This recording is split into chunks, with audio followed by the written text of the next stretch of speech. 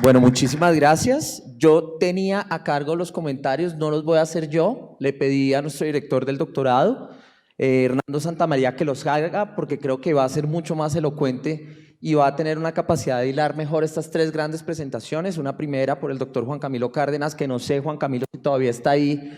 Si Segis me ayuda a revisar si el doctor Cárdenas está ahí para poderlo conectar al audio. Una segunda muy importante, que es este trabajo interdisciplinar que más allá de la economía de comportamiento queremos hacer para unir la psicología social, pero también la neurociencia y particularmente la toma de decisiones, entender mejor qué factores pueden ayudarnos a aumentar la prosocialidad. Y finalmente este increíble trabajo que Pablo con sus colegas ha instalado desde ya hace unos años y ha generado un cambio social muy importante, no solo en Montes de María, sino en Cartagena.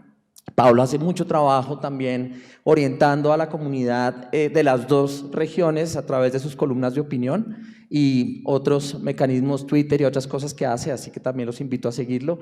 Y pues Hernando, gracias, pues quiero darle públicamente las gracias a Hernando por ser la persona con el profesor Reyes que han impulsado el proyecto doctoral que empezaron el doctor Gómez y la doctora Matallana.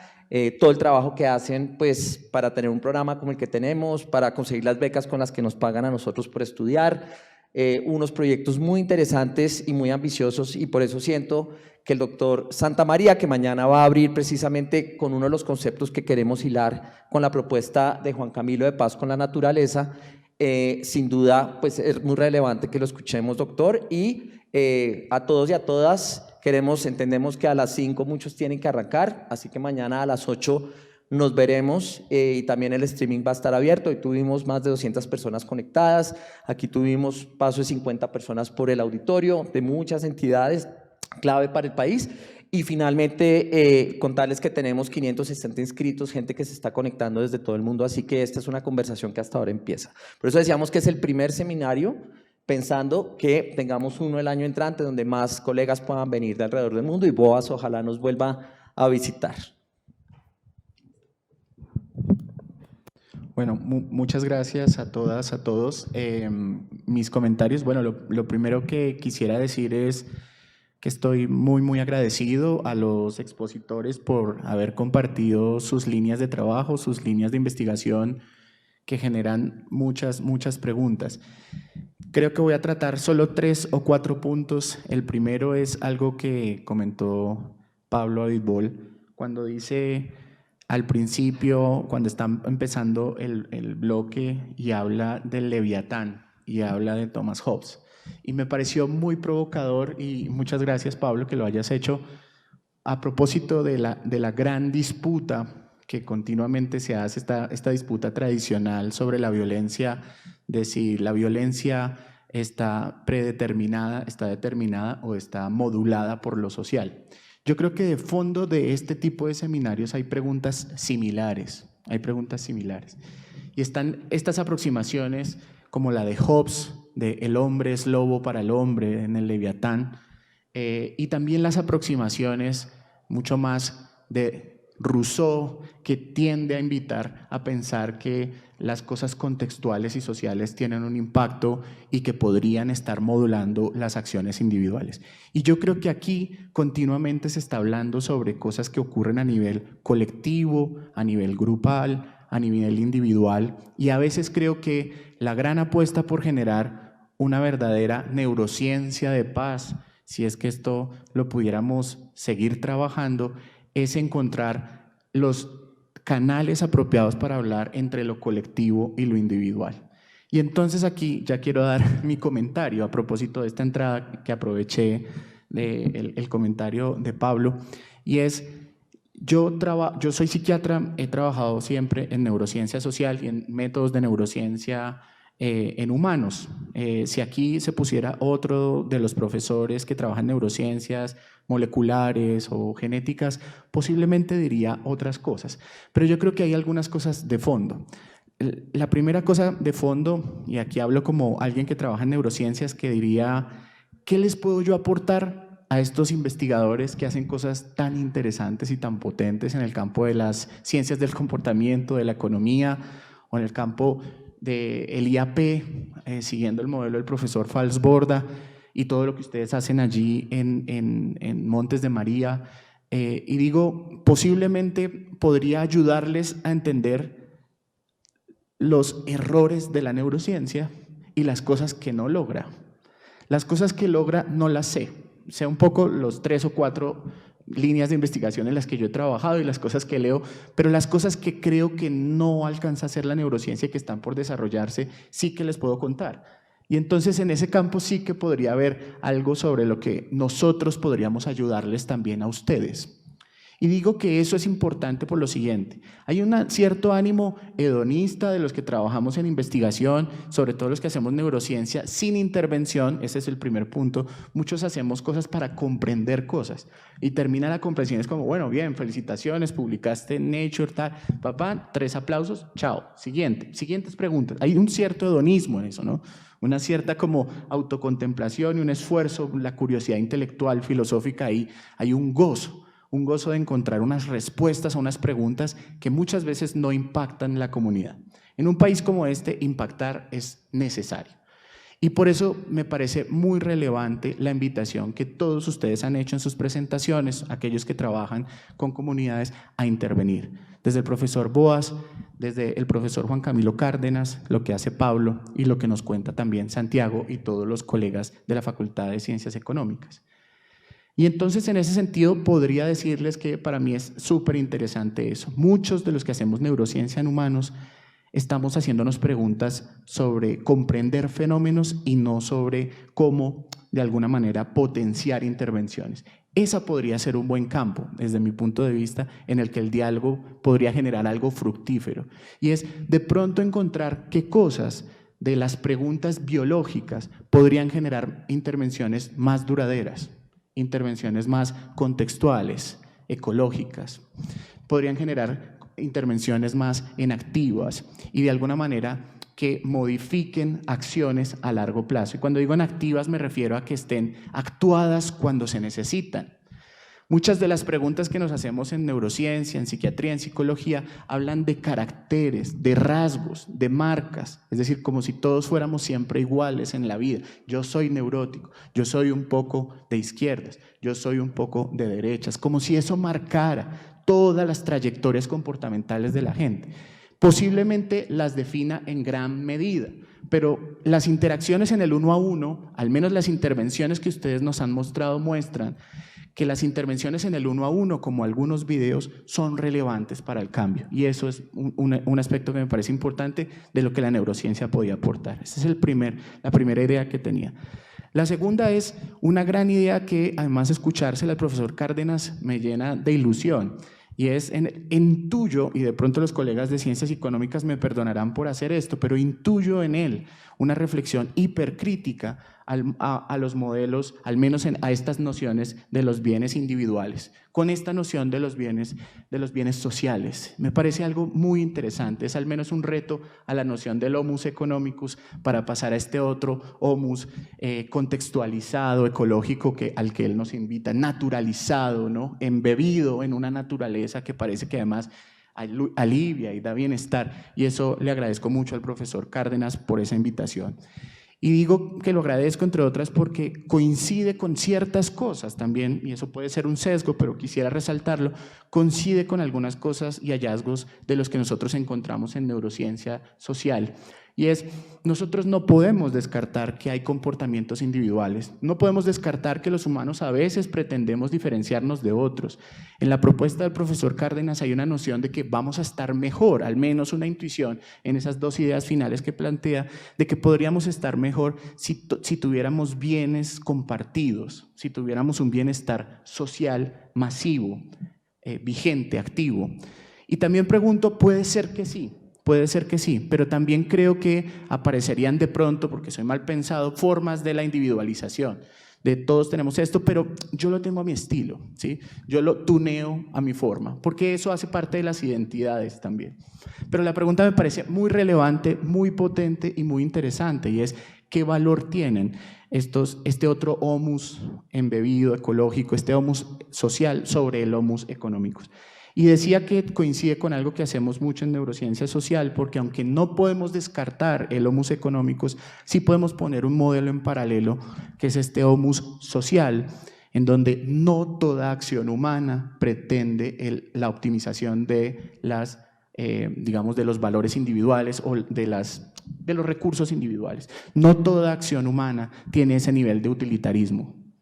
Y hay muchos hallazgos en neurociencia que revelan cómo uno obtiene recompensa implícita de ayudar a otros.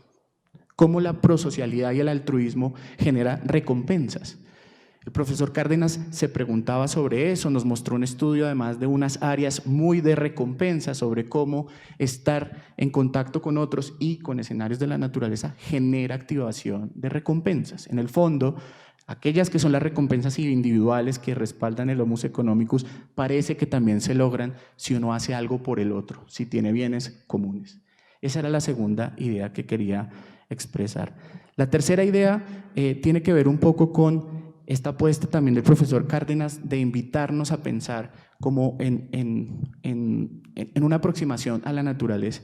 Y la idea viene también acompañada de reflexiones que yo he tenido con una de nuestras estudiantes doctorales, con Isabela Gomati, que también hizo parte de la Facultad de Ciencias Económicas y Administrativas, que ahora está haciendo su pasantía en Yale. Y es una intuición que me parece bien interesante, es Isabela cree, y lo hemos discutido mucho, que la gente que tiene motivación y curiosidad por ciertas acciones proambientales es gente que tiene más prosocialidad. En el fondo lo que está diciendo es que de alguna manera es como si uno tuviera empatía e interés por movilizarse, y eso implica desgaste personal y muchas cosas, porque ayudar al otro es difícil muchas veces, pero aquellos que tienen motivación y movilización por el otro, pero no solo por el otro, sino como imaginémonos un círculo moral extendido que toca la naturaleza, un círculo moral extendido que toca los recursos naturales, pareciera que pudieran tener acciones prosociales mucho más sólidas. La intuición de fondo es, si yo soy capaz de empatizar con el otro, ¿qué tanto soy capaz de empatizar con un círculo moral extendido que incluya los árboles, los recursos naturales, etcétera, etcétera? Y eso me parece que dialoga con la invitación que hace el profesor Cárdenas a pensar en estas nociones de bienes universales y digamos que esta invitación que hace a estas agendas o programas de investigación. Creo que coincide también con algo de lo que ha dicho el profesor Boas y otros de ustedes cuando han hablado de las intervenciones. Y es que en el fondo, gran parte de las intervenciones que ustedes nos cuentan parecen invitar a generar un nosotros ampliado. El pensamiento paradójico, el reducir los sesgos hacia el otro, y también lo mencionó el profesor Cárdenas, parecen invitar a generar un círculo moral ampliado, donde el otro, incluso la naturaleza, sea parte del nosotros, donde seamos un nosotros. Los que trabajan en psicología social y en neurociencia social sabemos que uno de los grandes moduladores del comportamiento son todos esos modelos in-group, out-group, lo mío y lo del otro, y uno tiene más empatía porque el que se parece a mí, y puedo generar o elegir actos antisociales ante el que me parece un poquito distinto. Ahí está el famoso efecto estadio de cómo uno celebra cuando el equipo contrario pierde, ¿no? Esta cosa, ¿no? En el fondo es un gozo por el mal del otro, etcétera. Luego, parte de las intervenciones que ustedes dicen parecen decir es, oiga, si se amplía el nosotros, de pronto generamos cambios. Y esa noción me parece interesante. Y esa noción coincide con esta exploración que nos comparte el profesor Cárdenas. Las aproximaciones que hace Santiago, que nos cuenta Santiago, también nos vienen un poquito a contradecir a aquellos que queremos hacer neurociencia con cerebros de colores o ondas cerebrales súper sofisticadas, dialogando en lugares lejanos, etcétera, las conectividades funcionales, longitudes de onda, etcétera. En el fondo podemos hacer, hay una pretensión no solo de medir comportamientos gruesos, sino también, porque también pueden generar sesgos. Medirlos es necesario, pero ¿por qué no los acompañamos con medidas implícitas que revelen al menos un doble diálogo entre lo que se dice, lo que se quiere hacer y algunos, podríamos decir, sesgos conductuales que nos impiden hacerlo de la misma manera unos con otros? Y ahí hay como una puerta una puerta real, lo decía Santiago, a comprender mecanismos de orden neural y cognitivo que yo creo que son muy necesarios. Parte de los hallazgos que muestran Santiago también, más allá de la ruta metodológica que nos presenta, que me parece súper renovadora y una gran puerta de trabajo, está hablando también de cómo implementar programas de intervención que modulen ese yo y nosotros restrictivo, excluyente, etc. Y por último, mi comentario de admiración a todo el proceso que está llevando el profesor Pablo Vidbol, el trabajo que hacen en Montes de María. En primer lugar, el hecho de que sea una investigación que como que surja casi que basada en la etnografía, basada en las necesidades propias de la gente, muy siguiendo el modelo del IAP del profesor Borda, me parece que también genera una invitación para, si queremos generar estos diálogos, la neurociencia tendría que tener al menos una apuesta definida por lo etnográfico, por generar preguntas que estén contextualizadas, preguntas que surjan de las propias necesidades de las personas y no, como dice el profe, de aquí de las universidades, además con estos modelos centro-periferia. De las universidades del centro les proponemos allá a las periferias un proyecto que se nos ocurrió, que salieron en un artículo de Nature. Ese tipo de modelos, al menos sus aproximaciones, profe, nos generan reflexiones. Me encantó el modelo de la memoria performativa, profe. Nos parece, a mí personalmente, lo hablaba con Pablo Reyes, otro de los profes del doctorado, algo muy movilizador y además que coincide bastante con, y ya con esto termino, perdón, no quiero aburrirlos más, me demoré más que todos los conferencistas, disculpen, estoy emocionado. Pero quería decirles, a propósito de eso, es este modelo de performar como forma de entender. Me parece muy interesante, entre otros, y coincide con algo que es una de las grandes agendas de investigación en neurociencias, que es todo el modelo de las 4E, o de la cognición corporizada, contextualizada, incluida en una comunidad y que se actúa, que es en activa, que está en acción, que está, digamos, de alguna manera se está en ejecución. Y eso como modelo para entender otras cosas que ocurren a nivel mental. Y esto me parece central porque si uno quisiera generar estas intervenciones, a propósito de eso lo decía la doctora Matallana, decía, no, hay que ponerles el video donde la gente está fracturada, si no les movilizamos el corazón o las emociones, no hay cambio. Yo creo que tiene que ver con esto, el cambio no se puede aprender en un libro, el cambio pareciera que no se puede leer o no se puede seguir una ruta, una agenda, una guía, el cambio tiene que vivirse, corporizarse, y el cambio que se corporiza además puede generar la síntesis que transforme colectivamente. Y este es el último punto, en el fondo, las grandes investigaciones que vimos durante el día parecen promover como cosas de generar cambios hacia adelante, pero muy pocas de estas investigaciones consideran la huella, el trabajo de la huella, de lo que se deja atrás, que es lo que ustedes hacen con todo lo de memoria, me parece súper relevante para construir unos estratos de comprensión colectiva que permitan generar cambios hacia adelante. Puede ser que nosotros estemos fallando también en eso, en generar modelos que están descontextualizados de esos estratos de la memoria, que pueden estar gatillando conductas que no comprendemos. Muchas reflexiones que quería compartirles y muchas preguntas, motivaciones. Muchas gracias a todas, a todos, a todes. Chao. Gracias, doctor Hernando. Quiero romper un momento el protocolo aprovechando que Juan Camilo todavía está conectado y quería preguntarle a Juan Camilo si le podemos dar pantalla a Juan Camilo, y Juan Camilo está todavía conectado en el Zoom, porque pues es un lujo tenerlo, aparte del lujo de todas estas personas que tenemos. Juan Camilo, no sé si nos quiere compartir algo más después de haber escuchado a los colegas.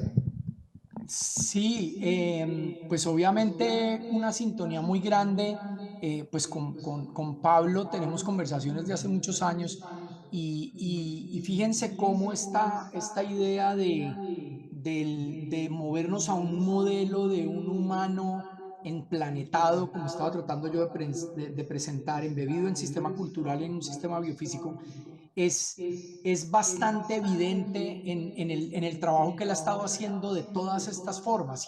Y fíjense una cosa, la idea de relacionarse con el otro y de relacionarse con la naturaleza en todo ese trabajo en los Montes de María, pues no solamente está ahí presente, sino que además es inseparable. Es muy probable que toda esta cantidad de esfuerzos que ha hecho Pablo en esos proyectos es inseparable para la gente con la que trabaja, todas estas mujeres y hombres de estas comunidades, es inseparable la idea de relacionarse con otro y relacionarse con la naturaleza.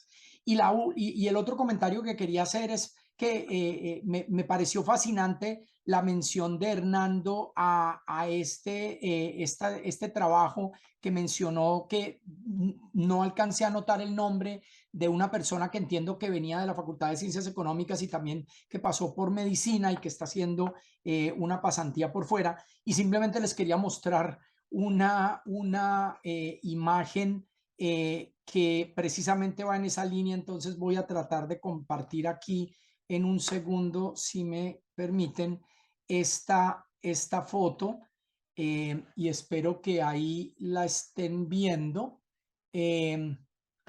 No sé si ya la están viendo. Sí, sí, creo que ya se está viendo. Esto es un capítulo de un libro que acabo de salir publicado, editado por Eloy Lorán y Clara Swick con Routledge, sobre la economía política del ambiente. Y el capítulo que yo escribí allí era basado en unos datos de una encuesta grande que hicimos en el Centro para los Objetivos del Desarrollo Sostenible para América Latina en la Universidad de los Andes. Esto es una encuesta muy grande que se hizo en 7 países, 13 ciudades. Ahí ustedes ven los 7 países. Y es sistemático el resultado, que es exactamente lo que estaba mencionando Hernando, y es la correlación fuerte y estadísticamente robusta de que las personas que tienen mejores comportamientos proambientales o actitudes hacia el medio ambiente está directamente asociado estadísticamente a personas con mayores comportamientos de prosocialidad, preocupación por los demás, preocupaciones por políticas progresistas, preocupación por ayudar a los más pobres y demás. Y el resultado es súper robusto en todas las ciudades y para todos los países que se recogió la muestra, y esto es una muestra representativa, 2 ciudades por país, las 2 principales ciudades, excepto el caso de Costa Rica, que fue solamente San José. Pero simplemente les quería mostrar eso porque cuando estaba escuchando ese comentario me pareció que caía perfecto anillo al dedo, y simplemente si alguien necesita el texto porque no lo pudo encontrar, me avisa y con mucho gusto les puedo mandar una copia de ese texto.